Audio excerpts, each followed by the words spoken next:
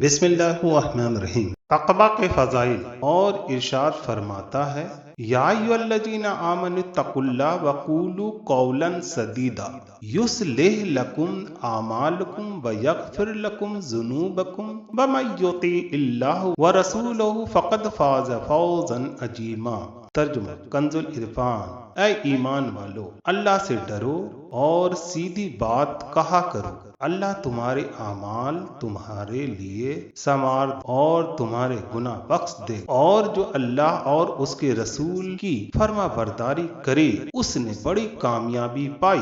حضرت عطیہ سعدی رضی اللہ تعالی عنہ سے روایت، رسول کریم صلی اللہ تعالی علیہ وسلم نے ارشاد فرمایا، کوئی بندہ اس وقت تک متقین میں شمار نہیں ہوگا جب تک کہ وہ نقصان نہ دینے والی چیز کو کسی دوسری نقصان والی چیز کے ڈر سے نہ چھوڑ دے، یعنی کسی جائز چیز کے ارتکاب سے ممنوع چیز تک پہنچ جائے